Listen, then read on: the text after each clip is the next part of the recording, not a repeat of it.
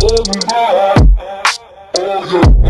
welcome back, viewers and subscribers. It's your girl, Star Flames, and we're back with another banging video. In this video, guys, we're gonna talk about Tony Buzbee. He's going after Andrew Tate. Seems as though he wants to start a new movement, a new Me Too movement at that with Andrew Tate.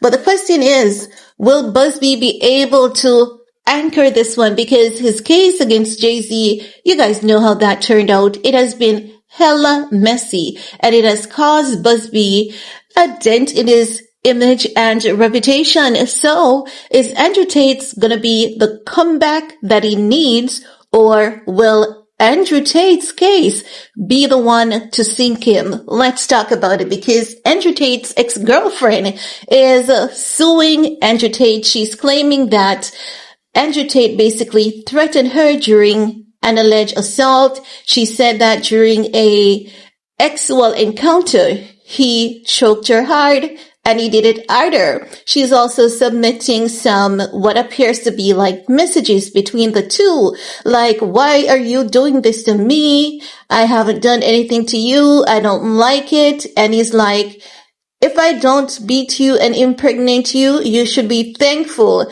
You need to be hit. And she's like, why? I don't like it. What did I do? And then he's like, you deserve it. So will this be a clear, simple cut case for Tony Buzbee? And will Candace Owens get involved? Because Candace Owens has been on the Tate brothers case. In case you guys are not aware, remember that they were indicted for trafficking, human trafficking, racketeering, money laundering in Romania. And 2 times the case was returned to the United States due to a lack of evidence. And many people believe that it was a corrupt organization that was behind the attempted takedown of Andrew Tate. The people believe that it is the same thing that is happening to Sean Diddy Combs. And they believe the same people wanted to go after Ye, but it's not working out with Ye, but they seem to be fixated on getting rid of Andrew Tate and his brother, so too Diddy. So the question is Tony Buzbee a hitman for some organized groups that takes down people, that basically raises the vibration and the consciousness? Because many people says Andrew Tate is known for misogyny and all of that jazz. However, he does put out some really good positive stuff. So the question is, could Tony Buzbee really be that man to truly sink this case? He has to come good, because we know that if he thinks Jay-Z puts up a heck of a fight, honey, with Andrew Tate, he has to really has his ish together. Because do you know how we think that Jay-Z is highly manipulative and he exhausts his power and he does this and he does that? Andrew Tate is like a narcissist on a different level, a whole complete different level. And oftentimes Andrew Tate can be quite repulsive. And equally in the midst of that, he's very factual and very much a no-nonsense person at the same time. Now, what I must say is that we've seen clips. In case you haven't been on Twitter, well, honey, I have. And I've seen clips of that role play, you know? And what is very concerning is that the same lady that is suing Andrew Tate basically declared that that was role play. She was into it. It was agreed upon. It was consented on. If I have it wrong, someone correct me, because I do see that. There's even where she was on a podcast interview. But what many people was arguing is that when she got with Andrew, she was around 16 at the time. That's when Tate was much younger. So while there are evidence in this case, there are things that you want to question about her, like, what happened? Like, why is this case coming forward now? It's giving a bit of a suspicion, but at the same time, she does have some facts put together, okay? Now, we're going to dive into this report, because when I tell you that it's interesting. And it's not just a lawsuit that's just saying that Andrew Tate did something. There's a little bit of story to it, and there is a little bit of background story, background evidence. But it's just that Andrew is going to argue and say, I have evidence to you basically agreeing to these things, right? So TMZ saying Bri Stern has just shared her full statement on Instagram, laying all out there and saying in part, those facts speaks for themselves. So there's this clipping of an article included. And I think this is from Bri Stern. It says, I met Andrew Tate in the summer of 2024 and we were in a relationship. So this is not the same girl because she's saying that she met Andrew Tate in the summer of 2024. So this is another young lady that is stepping forward. So I had that wrong. I thought it was that young lady from the age of 16 who was coming forward. So I digress on that one. This one is saying summer of 2024. But where was Andrew Tate summer of 2024? That's something interesting. But let's continue, right? And they say, and we were in a relationship for almost a year. What year are we in? Aren't we in 2025? And it's not quite summer of 2025. So almost a year. You're almost there, but at this point in time, if you met him in the summer, that is a bit off so far. But let's continue. She says, we met because he needed models for his crypto coin and I needed lessons on crypto to save my coin sister. We spent as much time together as we could, but when we weren't physically together, we were in communication all day, every day. He was my best friend. I stood by his side unwaveringly. We made plans to live together first in Romania and then in Miami. Once he traveled to America, he wanted to start a new life together. Once he arrived in the US, he wanted me to have his children and always told me we would be together forever.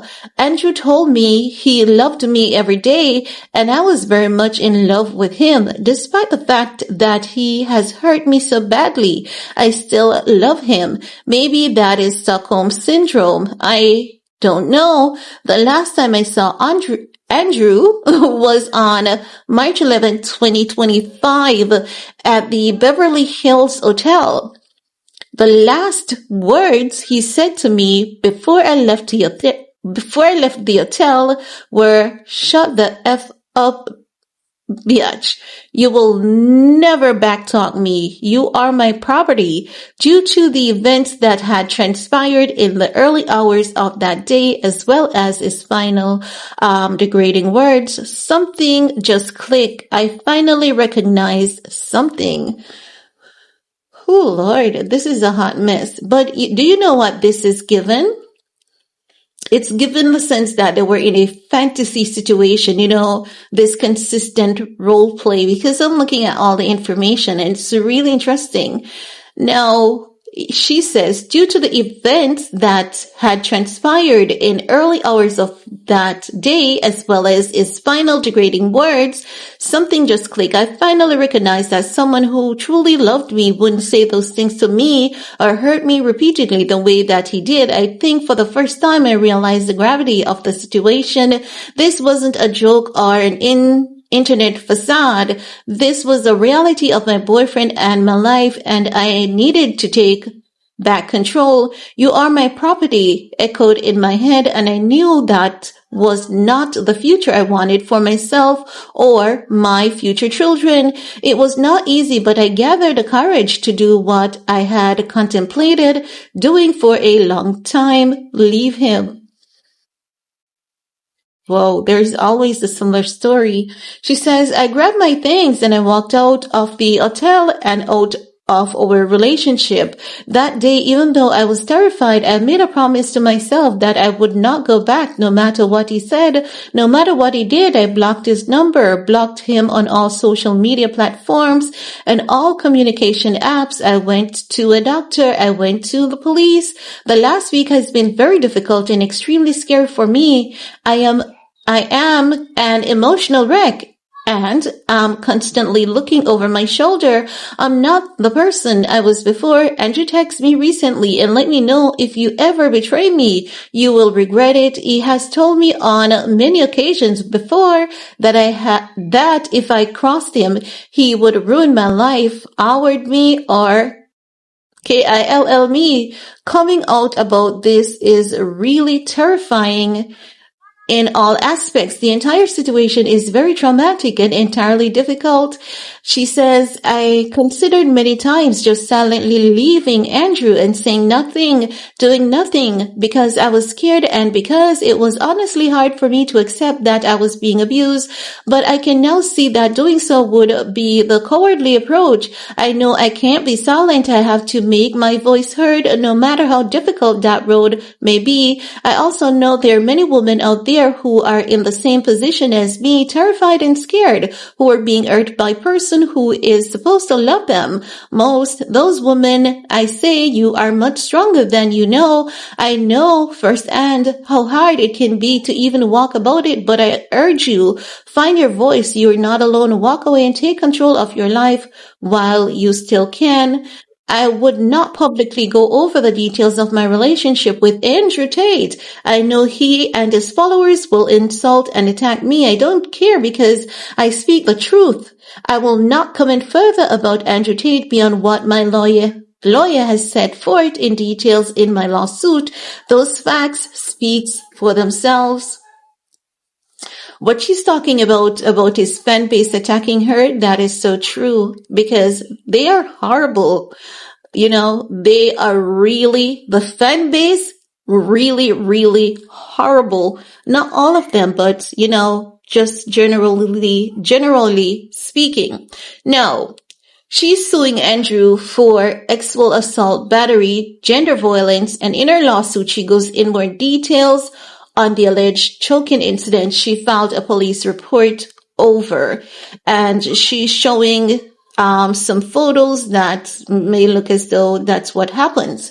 But at the same time, like, this is Andrew Tate's kind of forte. He loves to do these role play, and he would take you through how he seeks consent of these women before he goes on to that role play situation, like, I'm choking you and you're gonna say this. And he basically kind of records it and get you on tape to consent. Then he goes forward with it. So I don't know if he has a recording of this one, but I'm telling you that judging from his history, I've seen him do it, okay? So that is why when they basically try to use the girlfriend that was allegedly 16, he had evidence that that's not true. And he did confer with her, like, am I forcing you to do this? Are you under the influence? And whatever. So that is kind of Andrew Tate's thing, you know? Now they're saying in the docs, Bri says we're having consensual sex in his room at the Beverly Hills Hotel when things suddenly changed and he started being verbally degrading and violent. Bri claims Andrew routinely degraded her during their sexy time, but on this night, things were much worse, more aggressive, and more violent. She claims he started choking her and would not stop despite her crying and begging for him to stop, with her cries and screams only causing Tate to hurt her more. For some reason, I believe her. I honestly believe her that these things did, in fact, went down, but I also believe that she knew what she was getting into. Like, judging from what I've seen before, judging from going through the details of, you know, the allegations against Andrew and him having evidence, like, I believe that she knows what she was into, but no, for some reason, she wants to, change the script, oh, I was forced to do it.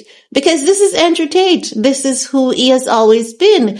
And I didn't know that until a couple weeks ago when I came across that video on Twitter, and I've been going through that thread on Twitter. Now, there's this text messages. It's a bunch of them. And he talks nasty to her, like, I'm going to do this to you. And she's like, no, you know, it gives role play and it gives the history of what Andrew Tate does. This is something that he has always done, oh, we're going to do this and I'm going to do this. And the female would reply, on sketch, you know?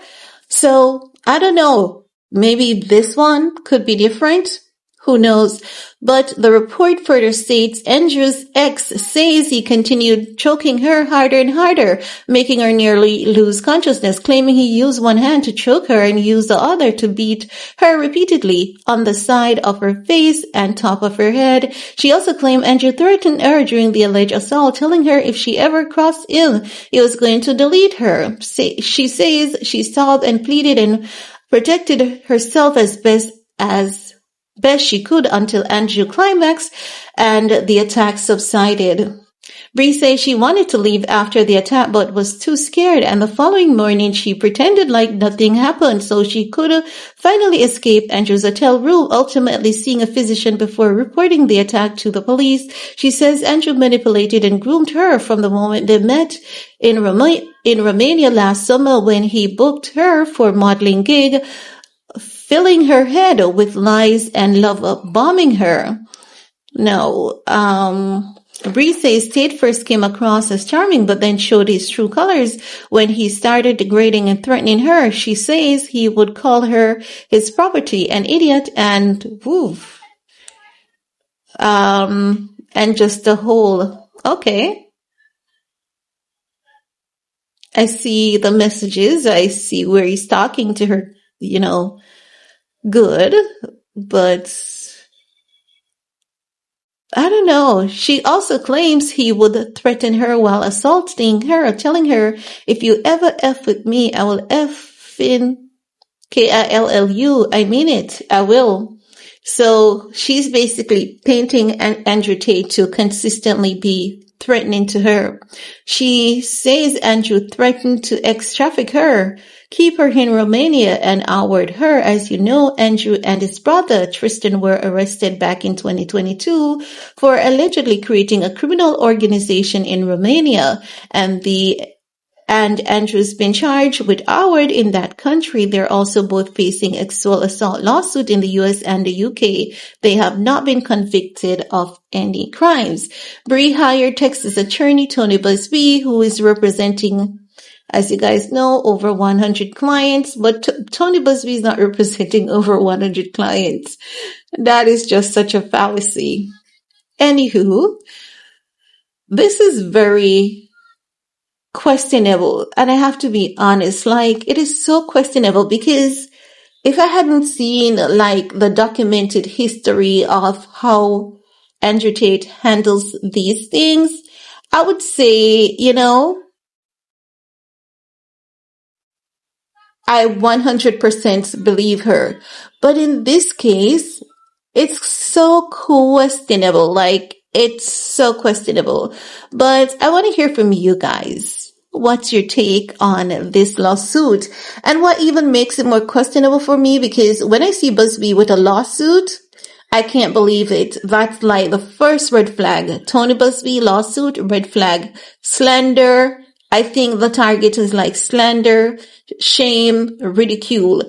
Because what she is detailing, Andrew Tate is into that, but he normally tries to get some kind of consent or has it recorded or has it signed off on somewhere, you know, and I don't know. I'm going to wait to see what happens. I want to see Andrew Tate's response if he comes with proof or anything like that, but I know he's going to go in on Buzbee. Like, he's going to ruin Buzbee. He will. And I'm talking about legally, not physically or manipulatively. Legally ruin Buzbee. He has the money and he has the wit to do it. But that's all I have to say about that for this video. Let me know what's your take. While you're at it, thumbs up, subscribe, stay safe, and see you all in the comments section. Peace.